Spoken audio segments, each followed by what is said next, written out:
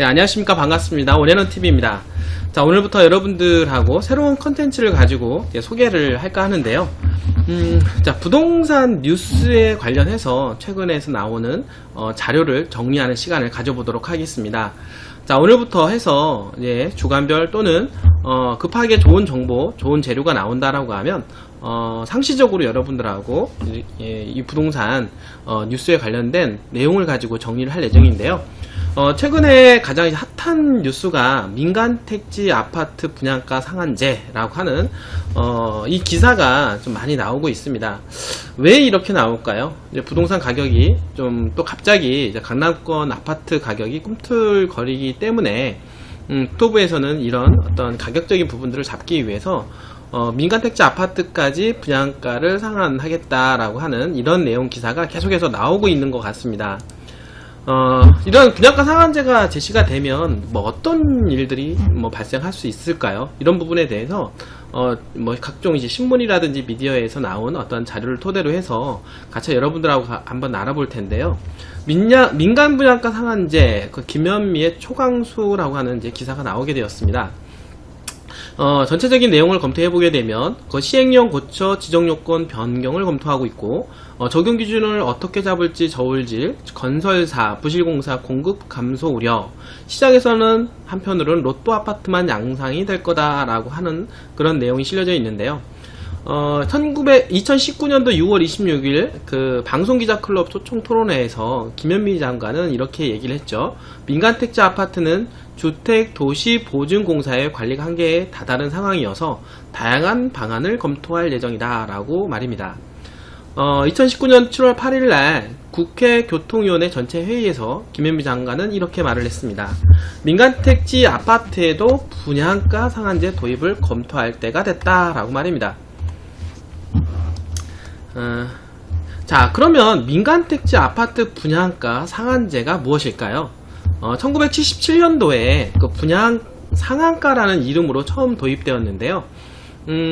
시대에 따라 방식이 변경이 되었지만 1997년 외환위기를 전후하여 건설경기 부양을 위해 분양가를 전면 자율화하였습니다. 노무현 정부 때인 2007년 9월 집값 안전대책으로 본격 도입이 되었고 감정평가된 땅값과 정부가 정한 건축비를 더해서 분양가를 책정하는 것이죠.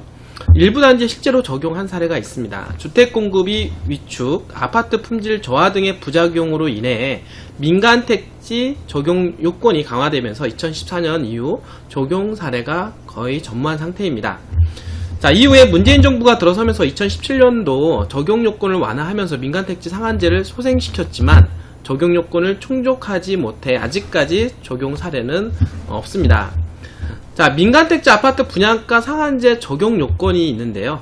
최근 3개월 집값 상승률이 물가 상승률의 2배를 초과하면서 다음 중 하나에 해당되어야 합니다. 첫 번째, 최근 1년간 분양 가격 상승률이 물가 상승률의 2배가 초과돼야 되고 직전 2개월 청약 경쟁률이 각각 5대1 초과, 그리고 세 번째로는 3개월간 주택 거래량이 전년 동기 대비 20% 이상 증가해야 됩니다.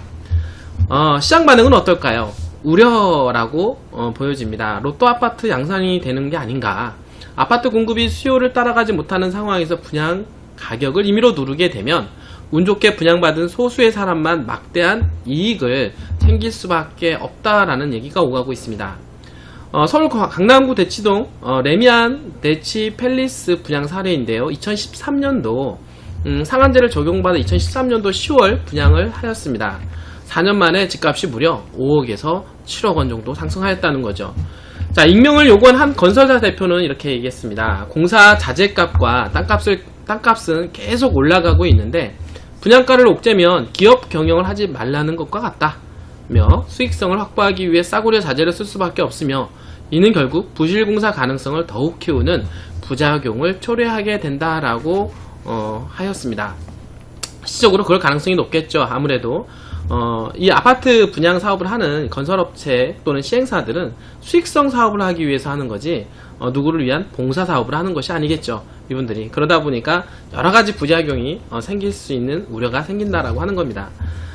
민간택지 아파트 분양가 상한제 시행 여부. 자, 정부는 수차례 경고 사인만 보낼 뿐 구체적인 액션은 없어 보입니다.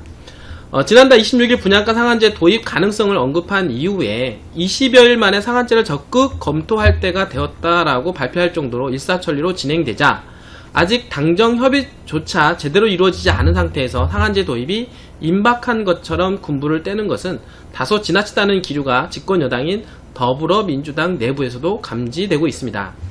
국토부 내에서도 의견이 엇갈리고 있는 것으로 국토부 고위 관계자는 현 주택시장 상황을 감안할 때 당장 입법 예고 등의 조치를 취할 가능성은 높지 않으며 사안이 시급하면 시행령 개정안은 5일 이내로 줄이는 것도 가능하다라고 합니다.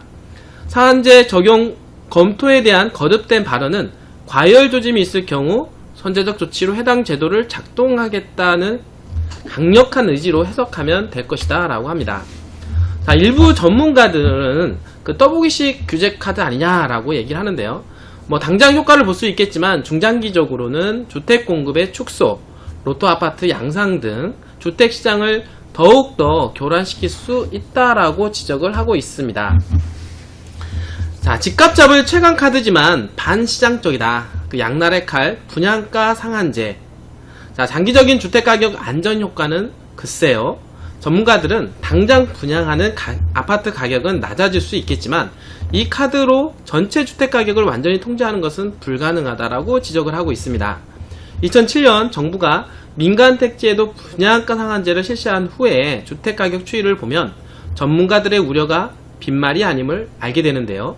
한국감정원의 아파트 실거래가 지수를 살펴보면 정부가 민간 택지로 분양가 상한제를 확대하는 방침을 발표한 직후인 2007년 1월 72.5였던 지수는 2007년 5월 71.9로 조금 내리는 듯 하더니 다시 오르기 시작을 했습니다.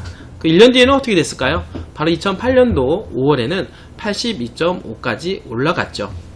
분양가 상한제는 부작용이 만만치가 않습니다. 1970년대에 처음 분양가 상한제를 도입한 뒤에 주택 공급이 축소가 되면서 1980년대 말 전국적으로 전세 대란이 일어났는데요.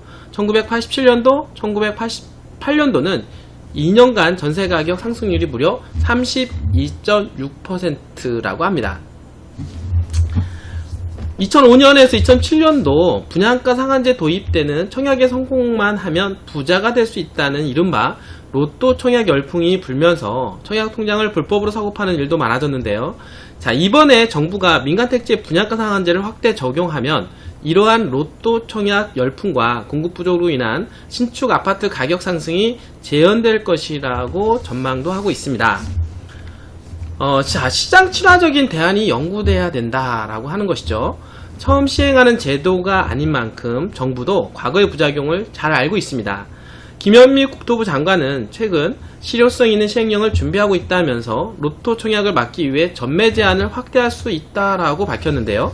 전매 제한은 아파트를 분양받는 사람이 일정 기간 아파트를 팔 수 없도록 하는 제도입니다. 채권 입찰제처럼 아파트를 분양받아 거둔 그 시세 차익을 환수할 수 있는 방법도 고민 중인 것으로 전해져 있습니다. 자, 이렇게 보완책을 강구해야 하는 이유는 분양가 상한제가 자본주의 시장 경제에는 맞지 않은 어색한 옷이기 때문이죠. 성태훈 연세대 경제학부 교수는 수요 증가에 따른 가격 상승을 통제하면 장기적으로 공급 부족이 일어나게 되고 비교 우위에 있는 상품인 신축 아파트가 더욱 희소해지며 가격이 급상승하게 된다라고 말했는데요. 특히 생산에 시간이 걸리는 상품인 아파트는 공급 부족으로 인한 부작용이 더욱더 클 수밖에 없다라고 합니다.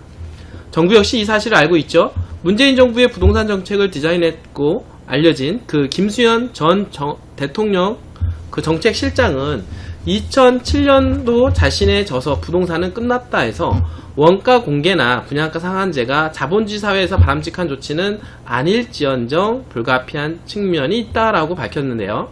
자, 중요한 것은 수요에 맞게 주택을 어떻게 적절히 공급하느냐, 한 곳으로 쏠리는 수요를 어떻게 분산하느냐인데 정부가 단기적으로 가격을 통제하는 데에만 급급한 것은 잘못된 시각으로 부동산 시장을 바라보기 때문이라는 것이죠. 자, 분양가 상한제 혼자 오지 않는다. 그 정부 어떤 패키지 내놓을까 이런 기사가 아시아경제에 나왔습니다.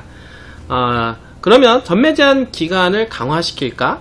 자, 전매 제한 기간은 분양에 당첨될 경우에 소유권 이전 등기일로부터 10년 이내 범위 내에서 정해진 기간이 경과하기 전에는 주택 또는 지위의 전매 행위를 금지하는 규제입니다.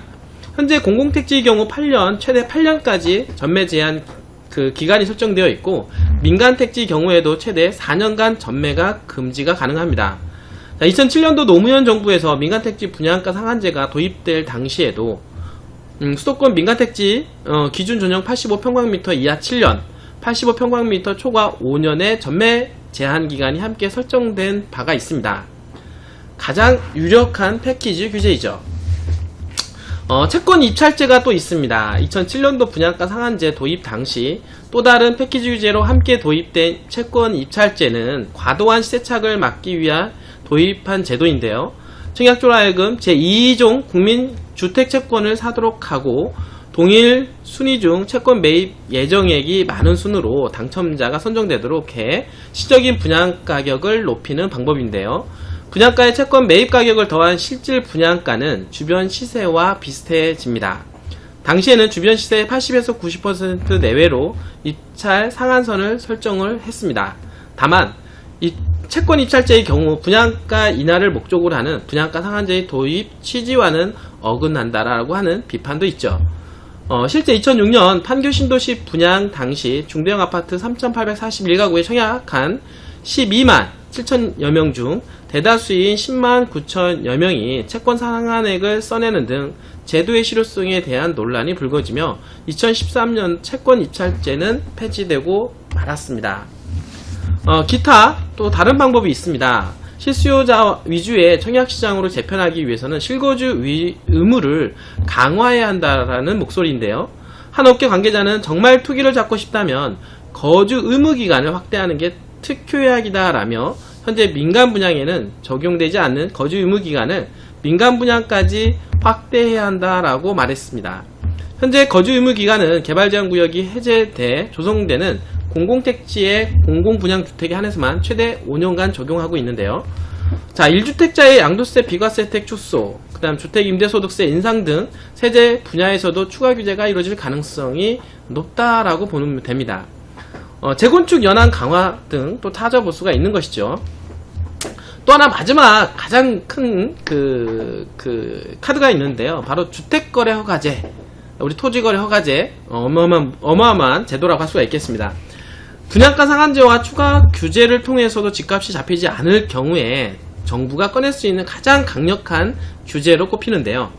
2003년 이정우 당시 청와대 정책실장이 한시적으로 제한적인 범위 내에서도 도입이 가능하다라고 말하는 등 급물살을 탔던 주택거래허가제 도입 논의는 이듬해 1가구 2주택 이상자 또는 3개월 내 기존 주택 처분 계획이 없는 1주택자의 경우 주택거래를 원칙적으로 불허하고 이를 위반할 경우에 징역형에 처하고 계약을 무효하는 법률 개정안 준비 단계까지 갔지만 위헌 소지가 있다는 의견이 대두되면서 무산이 된 사례가 있습니다. 이렇게 제가 오늘 여러분들하고 분양가 상한제에 대한 얘기를 나누게 되었는데요. 최근 들어서 아파트 가격이 다시 꿈틀거리자 정부에서는 분양가 상한제, 민간주택 분양가 상한제 카드를 내놓고 있습니다. 다른 카드, 많은 카드를 내놓게 됐죠. 세제 분야 또는 뭐 재산세를 올린다든지 또는 어떤 환매 조건 여러가지 어떤 그 아파트 규제 정책을 그간 정부에서는 피고 있는데요. 그로 인해서 아파트 가격이 상승한 부분도 있었고 또 최근 들어서는 아파트 규제를 통해서 아파트 가격이 잡혀지게 되었습니다. 그러나 최근 들어서 또 아파트 가격이 꿈틀대자 또 하나의 카드, 바로 분양가 상한제를 도입하겠다라고 하는 것이죠. 과연 이 분양가 상한제가 시장에 먹힐까요? 한번 고민을 해봐야 되는 시점이라고 생각을 합니다. 모든 가격이라고 하는 것은 시장경제의 원리에 맡겨두는 것이 맞지 않을까요? 모든 가격은 수요와 공급에 의해서 가격이 책정이 되는 것이 맞다라고 생각합니다. 가격이 무한대로 올라가지 않고 가격이 또 무한대로 떨어지지는 않습니다.